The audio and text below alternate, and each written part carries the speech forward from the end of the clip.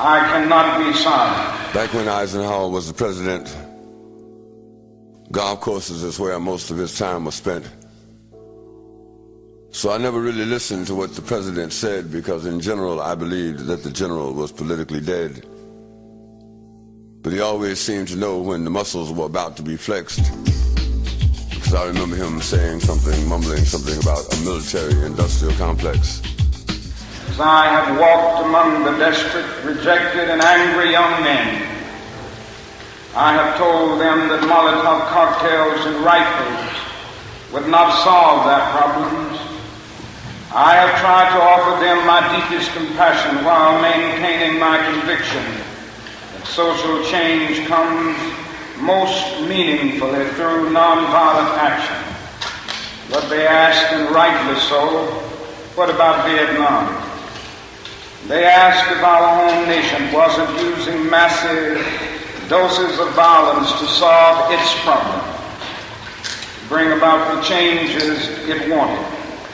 Their questions hit home, and I knew that I could never again raise my voice against the violence of the oppressed in the ghettos without having first spoken clearly to the greatest purveyor of violence in the world today, my own government. For the sake of those boys, for the sake of this government, for the sake of the hundreds of thousands trembling under our violence, I cannot be silent. Each one reach one, each one time. I cannot be silent. Nobody can do everything, but everybody can do something. Everyone must play a part. Everyone's got to go to work. Work for peace. Spirit say work. I cannot be silent. Empowering the body, mind, and spirit. This is We Cannot Be Silent with Phil Restino and Larry Pinkney.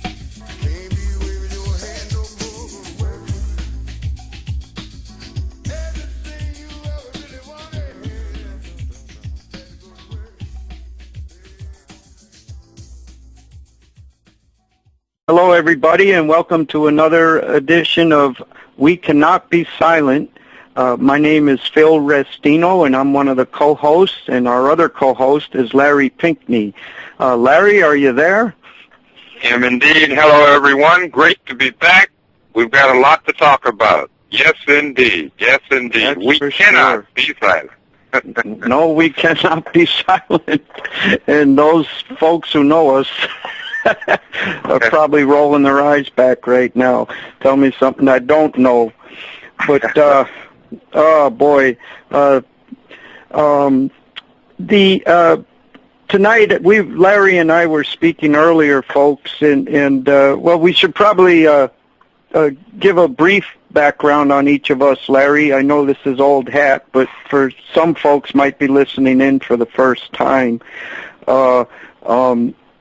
Myself, I'm just an unemployed accountant that found out about the internet on my downtime, and a whole new world opened up to me, and I got involved in activism when this war on terror started up, and the build up to the war on Iraq, and I just couldn't believe our country was actually doing this, and so that's how I got involved. I had the time to get involved, Larry, you know, by being unemployed, and I had the time to become aware of other information because I got on the computer instead of sat in front of the box in the living room, and thank God that happened. So I anyway, to speed it up, I ended up finding out about Veterans for Peace and called them up to see if I could join. I mentioned to them that I was a peacetime veteran and not a war veteran, and they said any time of service we'll take you. And I got involved with them. And what was that, 2005? And here we are, 2012, Larry, and we're getting ready to bomb some more countries over there, and there's more war now than there was then. And in that 7 or 8 years, I've found out a lot, and I've got a lot to say about the left only need apply anti-war movement, but don't get me started. So I met Larry Pinkney, folks, as our Veterans for Peace chapter had been presenting a resolution to call for the impeachment of Barack Obama for the very same crimes we cited in our calls, our very strong public calls for impeaching the Republican Bush and Cheney. And Larry Pinkney, a veteran of the original Black Panther Party, had written a column, Is it time to impeach President Obama? And, you know, in the rest of the article made you walk away saying yes. And that's how I reached out to Larry Pinkney, and that was back in July of 2011. And with that sentiment, we eventually did get the impeachment of Barack Obama resolution passed at the Veterans for Peace National Convention.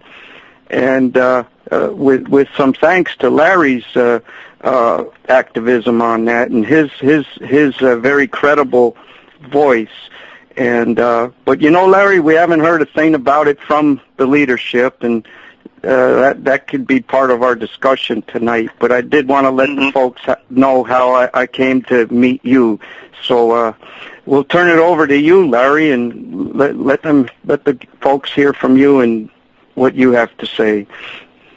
Well, I again want to thank you, Phil, and definitely the audience. I want to thank Dave Purcell, too, for all the enormous amount of work that he and everybody else does to get our program on the air. Really appreciate it. My background, very simply, very succinctly, I'm a former member, veteran, I'll put it that way, of the Black Panther Party, and I'm talking about the original, not these fools out here calling themselves a new Black Panther Party. There is no new Black Panther Party.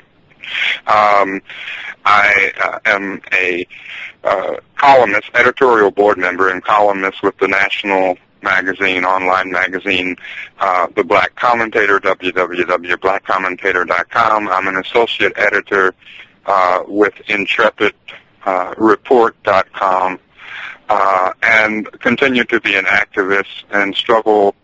Continue being in a struggle that goes on and on and on and on, and I suppose as well it should.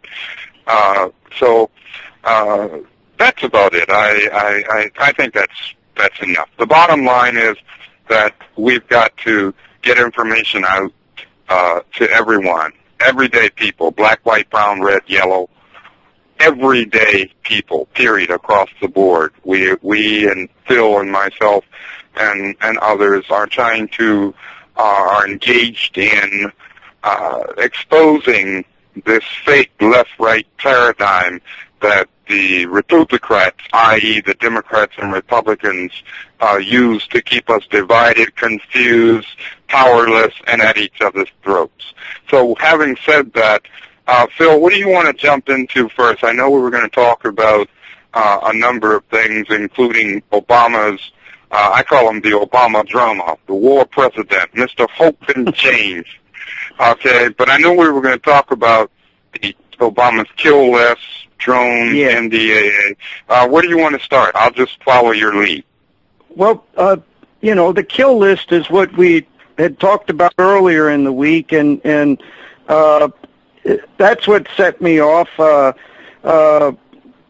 I received an email from Medea Benjamin of Code Pink, and it wasn't directed just at me. It was, you know, the email to all the subscribers on the list, talking about the drone bomb killings, you know, the drone killings, and she has a book out about it, and she's doing a national book tour now, and I went off on that, Larry. When I saw that, why'd you go off, Bill? Tell us why you went off. Because here's the thing, and we've talked about this. The whole reason why I believe we've gotten to this point of even having a kill list having an assassination czar, having a National Defense Authorization Act that codifies the President of the United States being able to order the U.S. military to round up U.S. citizens on U.S. streets and indefinitely detain them, torture them, or even kill them with no due process. How we've gotten this far, Larry, is, I believe, left cover. And what do we mean by left cover? Meaning that if this was a Republican trying to get away with this stuff, the same people that are out selling books right now and giving a certain amount of opposition, but never going to the distance of the same equal amount of opposition as they did for the Republican, they'd be not only screaming for impeachment, you know, they'd probably be storming the daggone White House. But instead, we've got this misleading, misdirection. Professor Michel Chossudovsky of globalresearch.ca, he refers to it as manufactured dissent. It's to kind of keep the people that are bothered enough to get out and get active, kind of keep them busy, but never to the point where they actually affect the change that's needed. And so I sent an email back basically calling them on this double standard, you know, that the left only need apply anti-war movement, still to this very day will not issue a public call for the impeachment of the President Obama. But they'll sell books, huh? But still, they sell books, don't they, bro? There you go, man.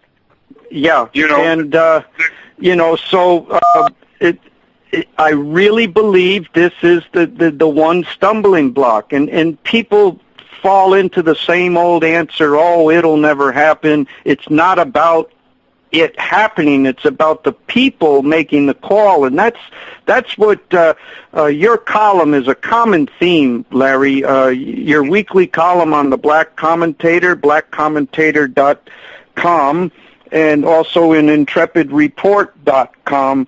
Larry Pinkney, for those folks who don't know, puts out a weekly column in each publication, and I can't recommend his columns enough.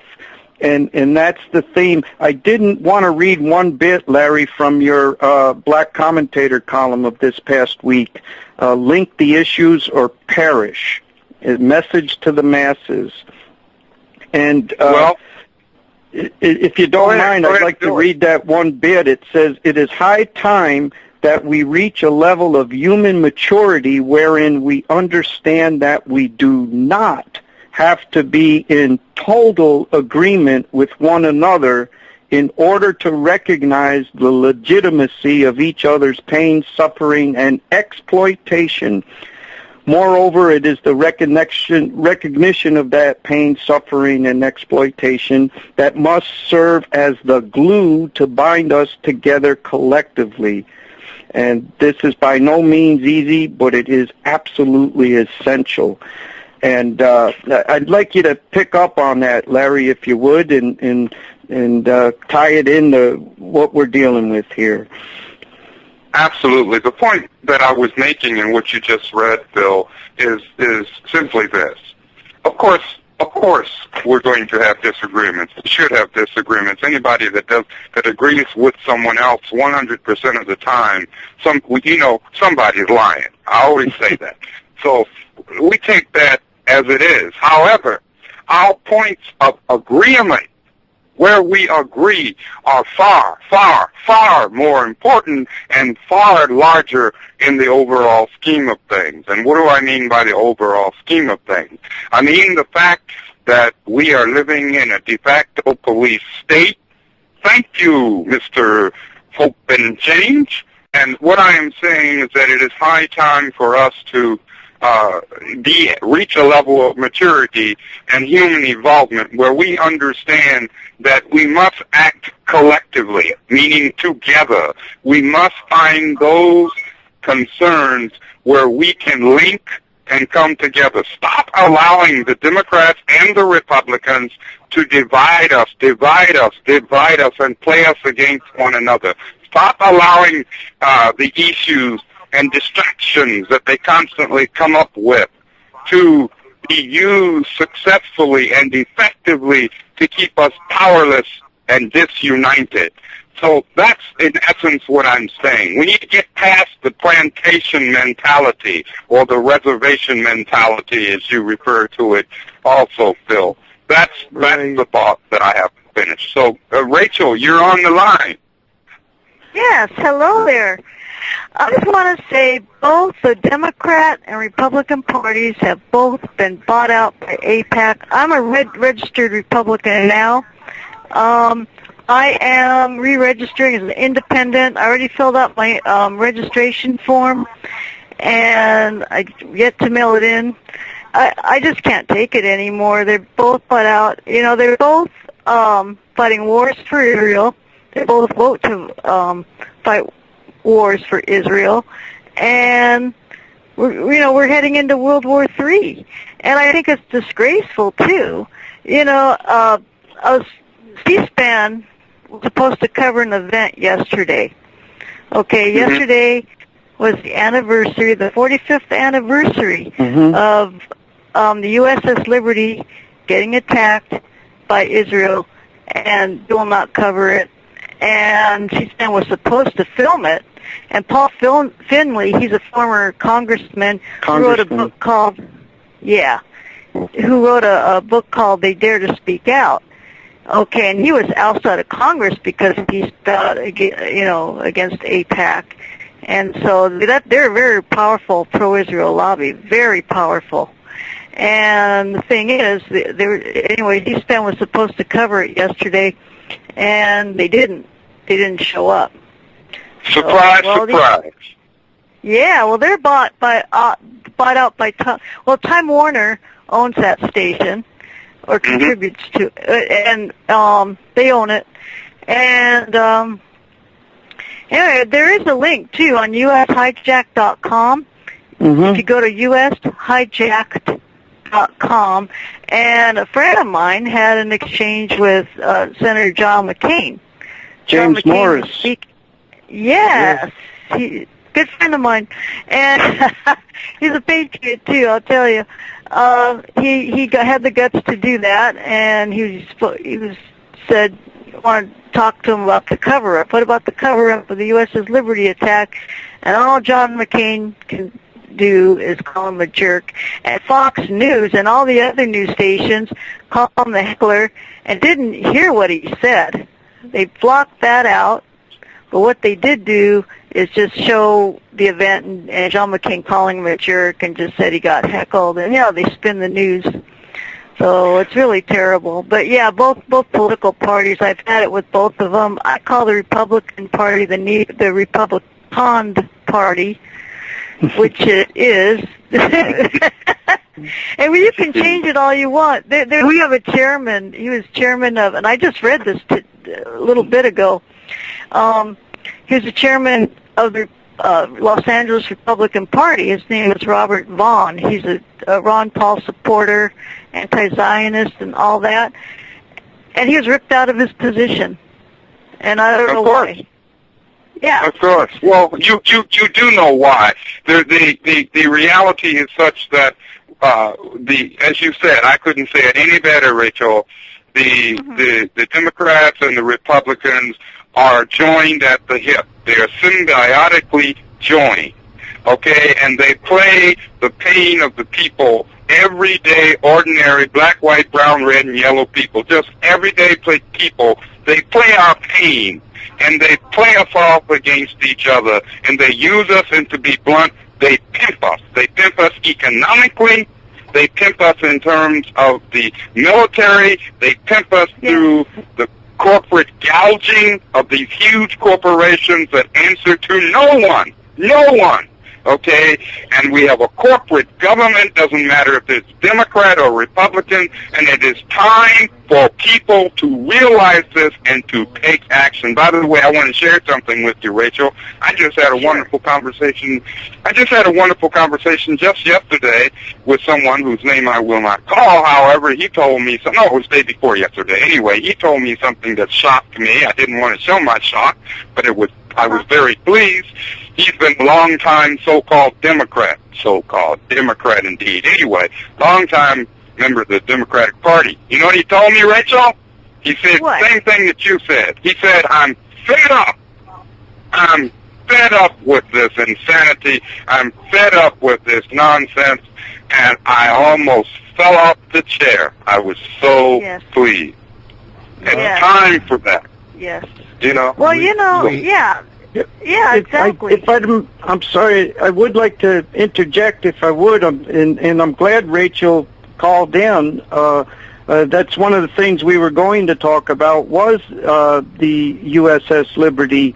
And for those listeners who may not know the story, the USS Liberty was basically an unarmed surveillance ship that was sent off the coast of the Middle East there when Israel was at war with its neighbors in Egypt. They call it the Six-Day War back in June of 1967. And what had happened was this defenseless ship all of a sudden was attacked by Israel, and horribly attacked, and leaving 34 U.S. sailors dead, 171 wounded, and the President Johnson and McNamara turned back the fighter support, the U.S. fighter support, and wanted to have the ship sunk without any survivors to tell the tale. And the whole purpose was to blame the attack on Egypt, so the U.S. could come in and help Israel grab some more land. And that was 45 years ago yesterday. Phil Tourney is a survivor of the USS Liberty attack, and he has written a book about it, What I Saw That Day, and he's been trying to get the word out for years. Has a wonderful radio program, and this 45th anniversary, Phil, I think we're breaking through, and it's because of the alternative media, and it's because of turning off the boob tube and becoming the media ourselves, and that's what I was trying to get at. But if anyone could tell the tale of the USS Liberty, it's Mr. Phil Tourney himself. So I'll shut up and let Phil say a few words. Rachel and James Morris and so many other true patriots as yourself have given me new life and new hope. The USS Liberty, if the truth would come out, it would change this country. But I don't see that happening ever because of the fact that the AIPAC, the money, Israeli government, has a hold on our government like they have a hold on no other in the world. In fact, maybe they have a hold on the whole world. We just got notice of 3 nuclear-tipped submarines built in no other place but Germany for the Zionists. So my point is that nobody should be allowed to get by with cold-blooded murder, including Israel. And our Congress are the very the crux and the very heart of the cover-up, as well as Israel. And how can this happen? Because in my view, the John Hagees of the world, the Zionist Christians allow this to happen, and it's got to stop, or the whole world's going to end, in my view.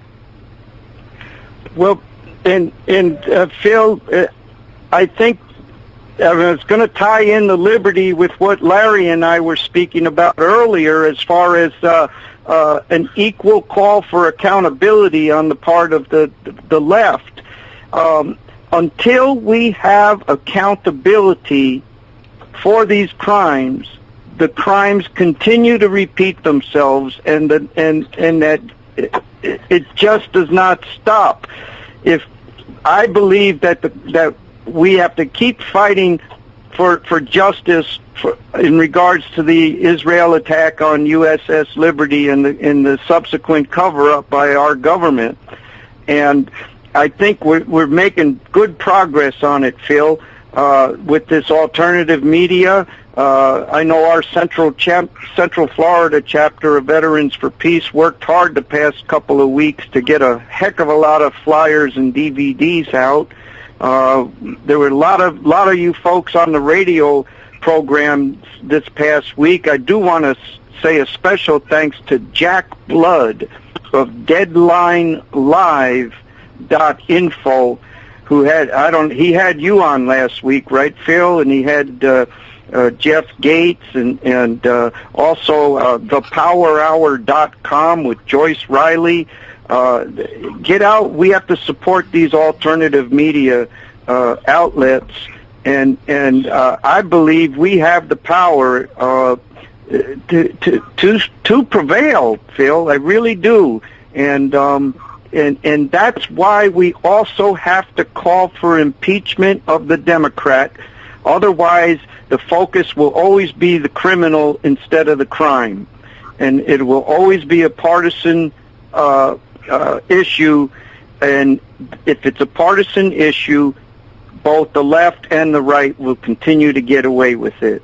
So that's getting back to what Larry was talking about, that we have to get past this childish disagreeing with each other and grow up and come together against the common oppressor.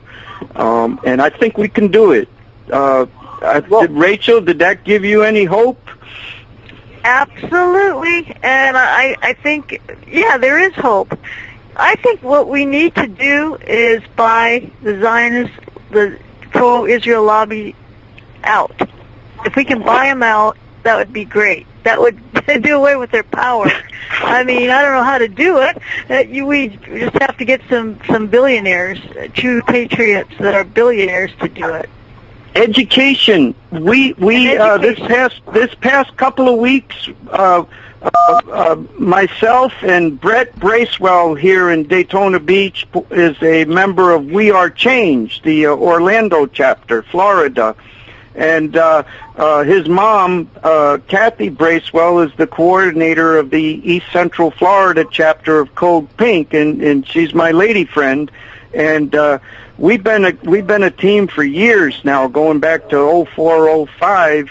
And what we do is we go to these different events. We go to the Tea Party groups, the fair tax groups, the union groups, the Democrat groups, whatever.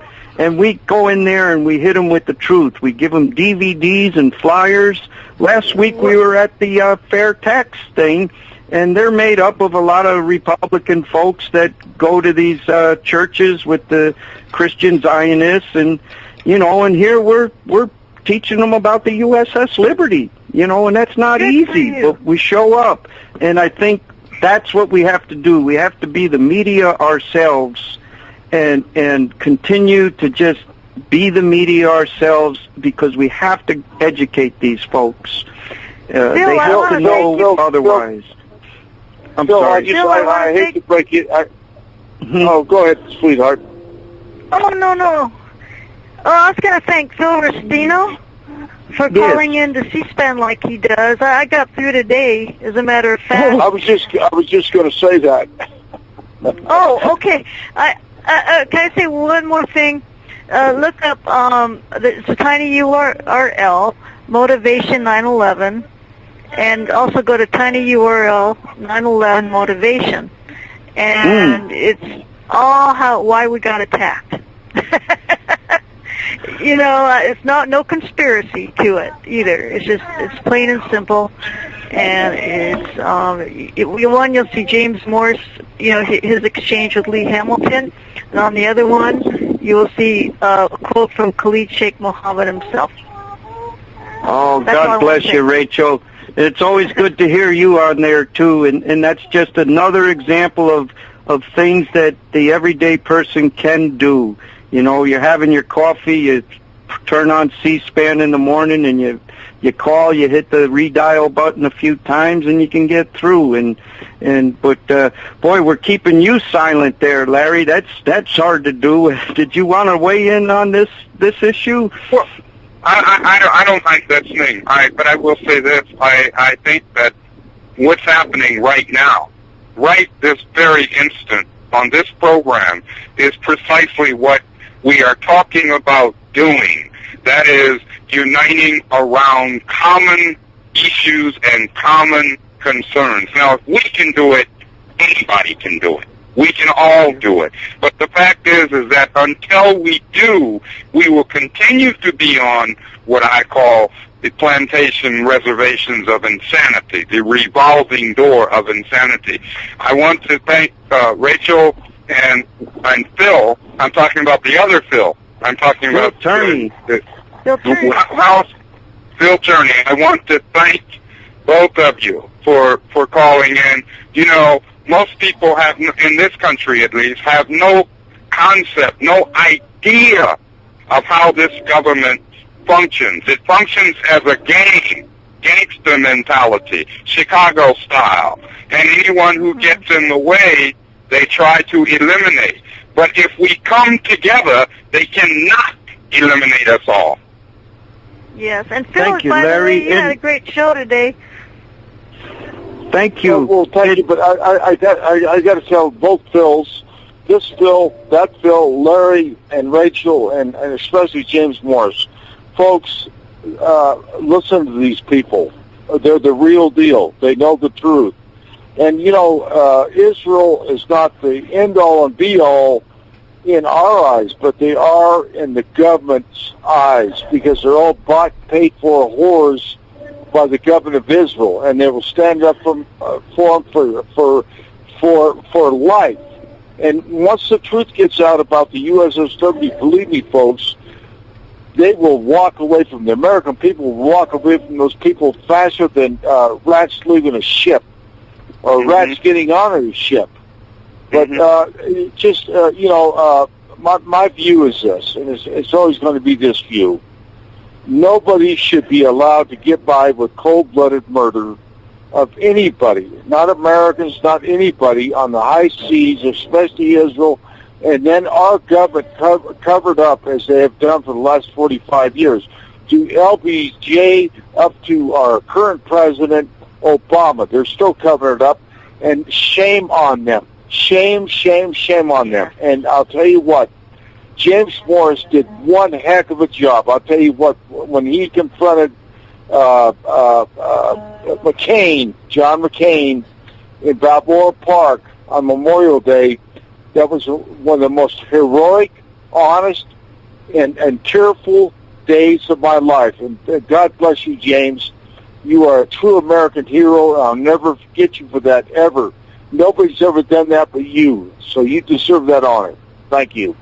Phil, before you go, is there any website that you would like to tell the listeners to go to as far as the how they could help get the story of the USS Liberty out to others?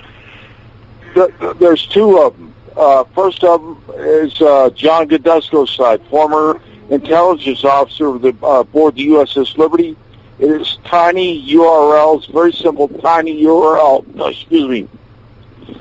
.com/USS Liberty. The other one is USS Liberty. USHijack.com. USHijack.com. That's James' site. I got so many USS Liberties in my head, I just can't get them all right. But it's USHijack.com. Go to James Moore's site. If you want to get any current, pertinent information, you go to his site. It's the best one around to get the pertinent information. But again, to my dear friend John Godesco, tiny URL.com/USS Liberty, and you'll learn all the truth. Don't go to Jim Ennis' site. Ever go to Jim Ennis' site. I'll tell you why. He thinks I'm a Nazi. He thinks I'm a Jew hater. He thinks I'm a Holocaust denier. And without people like me, he wouldn't even be alive, because I helped save his life that night. Maybe he doesn't know it, but I do. So how dare you, Jim Ennis, ever cut me down or my words or my radio station. That's the way I feel about it. Well, thank you very much, Phil, and I hope the listeners got that information. And John Jadesko's website is really amazing, and as well as James Morris.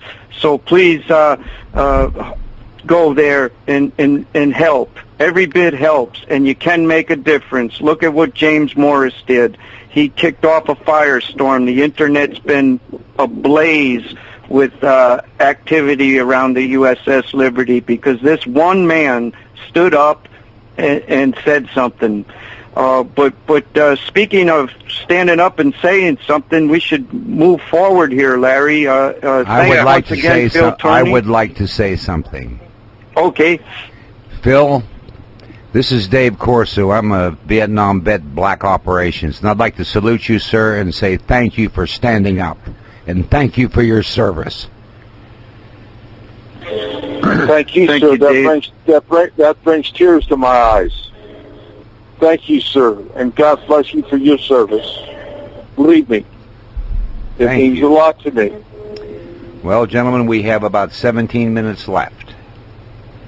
Okay, Larry. Listen, I'm gonna get off the line and let other people get on. But folks, there's one thing about my belief in life.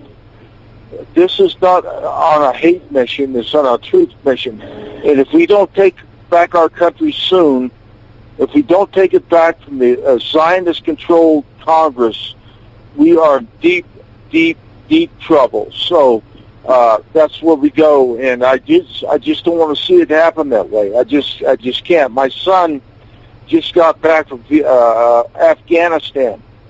And, not got back. He's been in 15 months in the Wounded Warrior program fighting a war only for Israel. And he'll never be the same man again as I am not. So, my friends, God bless America, only America, America first, and screw Israel as far as I'm concerned. Thank you, Phil. We got your back. Dave, I'll see you later. You. Okay. Thank you for calling in, Phil. Yes. Yeah. Bye-bye. Thank you. Bye-bye. Thanks, Phil. What an interesting show this has turned into, guys. Go to it. Yeah. That's the way it's supposed to be. Go ahead, Phil. What were you saying? Where were you going? It's about accountability. Until we, the people, publicly call for accountability as to the crime instead of the criminal, we're going to continue to get the crime on both sides of the coin, Democrat and Republican. It's 45 years since the attack on the Liberty, but I believe we've got a real opportunity here, Larry, with the internet, with these alternative radio programs here, the DVDs. Knowledge is power, and Brett Bracewell here in Central Florida that we work closely together. Brett is with We Are Change, the Orlando chapter, and there's We Are Change chapters all over the country, folks, and I highly recommend joining up with them. If there's ever a group that has divorced itself from political party loyalty, it's these folks. And they know how to work together on common ground. But Brett always says there's power in numbers. There's strength in numbers. And he said that tonight as he left the house here. And I really believe that we have an opportunity here to come together, and we highly outnumber these folks. They're just people. They got a lot of money. They can buy a lot of TV and radio, but they're just people, and we can outnumber them. And I got a good feeling that this yesterday, the 45th anniversary of the attack on the Liberty, I think that's going to turn out to be bigger than we think it is. But I'll pass it on to you, Larry. I think that I have a colleague at the black commentator, who says, she puts it this, she says the history Obama needs to know is the history he rejects. And she's absolutely correct. And it's not just Obama. It's the history that all of us, okay, it's not that we reject our history, meaning the people. I'm talking about everyday people. Obama and the Democrats and Republicans absolutely reject it. They don't want that information out there, whether it's about the USS Liberty or whether it's about the drones, the drone attacks, whether it's about anything that exposes the corruptness of this government. They don't want that information out there. But you know what? Damn them. We want that information out there. And who are we? We are, I keep emphasizing and re-emphasizing this, we are the everyday black, white, brown, red, and yellow people, just everyday, ordinary, plain folk. We are the ones who must, at all costs, take the power and represent the power of the people, which is why back in the day in the party we used to say, all power to the people. And when we said that, we didn't mean to these fascist swine running these governments, okay? We didn't mean that. We meant everyday, ordinary people of all colors and both genders. So having said that, I too am hopeful, but my hope is actualized hope. We've got to do something. We've got to do something. We've got to organize, come together, get across to one another. We've got to do that. We've got to make first contact with each other. As long as they keep us apart, they keep us divided and powerless.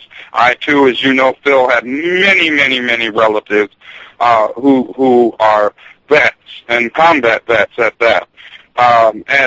You know, they, too, are reaching a point where they're saying, enough already, enough. And the war that has been declared on the American people by the Zionist lobby known as AIPAC, and I'm very clear about this. It's not about being anti-Jewish. It's about being anti-Zionist. There's two different things there. It's like calling somebody a German or calling someone a Nazi. Two different things. Just because someone is a German doesn't mean that they are Nazi. Obviously, common sense, folks. But we are talking about a powerful Zionist lobby that controls supposedly our government. And I say supposedly because we know in real terms it's not our government. It should be, but it is not.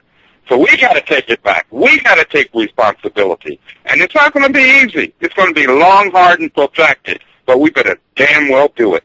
We had a guest on, Larry, a few months ago from Oregon, that fella Joe Snook. Yeah.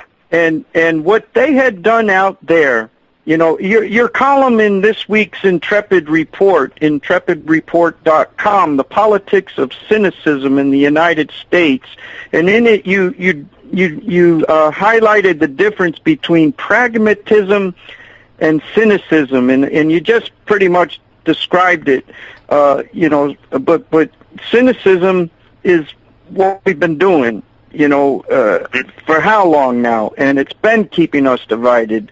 And you mentioned that pragmatism is doing something about it, you know, and what we're starting to see, and these folks out in Oregon, they got together. This was shortly after that National Defense Authorization Act was passed on New Year's Eve, that provided for the indefinite detention of American citizens on American soil. And these folks saw that. They saw the common threat, you know, and they put aside the other stuff, and they came together. The Tea Party groups and the Occupy groups came together as people, everyday people, and had a protest against it. And you know what that did, Larry? A month later, they ended up having a 2 or 3 hour seminar that one of the local public TV stations had televised.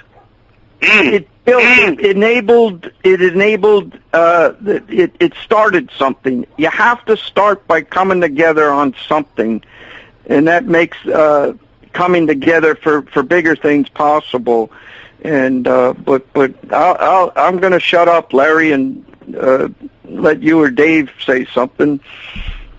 Well, just that first contact. I mean, you've described, Phil, that what we're always talking about. When people come together and they realize, we realize, that we have common objectives and common goals, and therefore are suffering common pain, it's time to stop saying, well, my pain is worse than your pain. I don't want to hear that.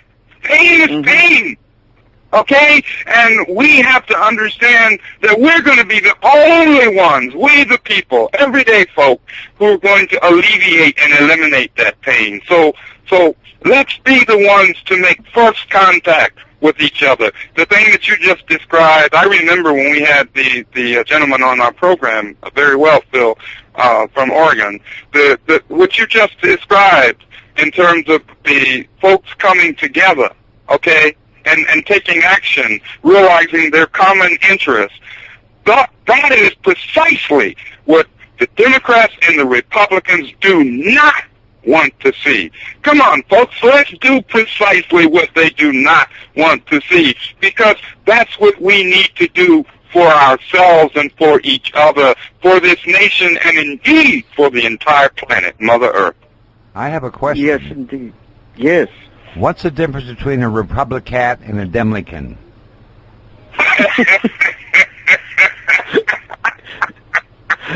You're funny, Dave. I'm serious, but I do have a question, and I think it's rather important. It is, what is the most important thing the 99% can do immediately to address corrupt politics? Which one action would you, recommend? Go for it, Phil. I think. I would say continue to interact with your neighbors, you know, and continue to talk to people in your community, because we've got to get to what Brett Bracewell always says, that the strength in numbers. And what do you say at the end of your columns every week, Larry? Each one, reach one, each one, teach one. Right. I think that's the answer, Dave. That's my answer. Well, thank you. Yeah, I believe that. That's why I end my columns by saying each one, reach one, each one, teach one. Onward, my sisters and brothers, onward. This is a process, and as far as the 99%, or the 99.9% for that matter, and when we really look at it, what it's really about, the fact is that we are the only ones who are going to bring about change. And we can do it. We can do it. Damn what the corporate stream media says. They don't exist for us. You know? We got to get the number. And the only way you're going to get to 100, you know, is to get one more, and then get one more. There's no other, you know, how do you eat an elephant? One bite at a time. It's, you know, get to it. And I believe that's the answer, Dave. I believe we just have to continue to talk to people in our own neighborhoods. Just continue to talk to people and keep in mind that we are going to have these differences. And like Larry says, if you agree with 100% with somebody, somebody's lying, you know. And grow up, man. We just got to grow up. You know, the world is coming apart now, big time. We got to grow up and start talking to each other. That's because too many people are buying into the lies they're telling. Yeah. But speaking of lies, I know we're running out of time, Dave. There were two other things, or one other thing that Larry and I were asked to talk about, and that's the recent popping the balloon, the Ron Paul balloon, whereas they had this Ron Paul Fest scheduled for Tampa, which looked like it was going to be a really big thing, and the RNC jumped in and pulled the permit on it, so they basically took what would have been like a Woodstock, the way it was looking, and just totally killed it. And then a few days later, they get Rand Paul to get up there and say that he endorses Nimrodny, and which basically took the life out of the movement. And Larry and I were speaking on Tuesday night when up there in Wisconsin, the folks that were really behind having the governor up there recalled, the union folks and all that, people that don't have money, giving money, to the Democratic Party, and they were sold out. They were left with the wind knocked out of them. And Larry said, good for them. I hope they get it now. And can you hear me now? That's right. And can you hear me now? This is an opportunity for both groups of folks, of fellow Americans, fellow everyday people, to realize, or hopefully realize, we're the answer, and we need each other. And we got to start talking to each other, or we're never going to get to the strength in numbers that Brett Bracewell of wearechange.org speaks about so often. And I believe that's the answer, and hopefully we can give these folks that just got the wind knocked out of them a place to come together to. And I think United We Win radio marathons, the alternative radio programs, the websites, people like James Morris calling into C-SPAN and Rachel calling in, all these things give these other folks a place to come to, and we've got to be part of that. We've got to be acting it out. So thank you very much. Absolutely. And people like Jack Blood, Ryan, Hugh, and Yasha, we're out there, folks. Don't think we're not. They want us to think that we're alienated and alone. But we're not alienated and alone. We're just separated. We've got to change that. Yes. And you mentioned Jack Blood. Please, folks, go to this website. It's a great news website called deadlinelive.info. Jack has been a tireless worker for truth, justice, and peace for many, many years, and he's had a number of the folks on as guests, Phil Tourney, Francis Boyle, Larry Pinkney himself, one of the hardest working men out there as far as working for truth, justice, and peace. So please go to deadlinelive.info and tell Jack Blood we sent you. Thank you. And Jack, if you're listening, thank you, brother. Thank you for all you do. Yes, indeed. Well, gentlemen, we've come to the end of another show. And Larry and Phil, thank you so much. Well, thank you, Dave. For the time and the effort you expend to help all of us. Wow. It's right back at you, as we said in the day. Right back at you. Right back at you. I cannot be silent. Nobody can do everything, but everybody can do something.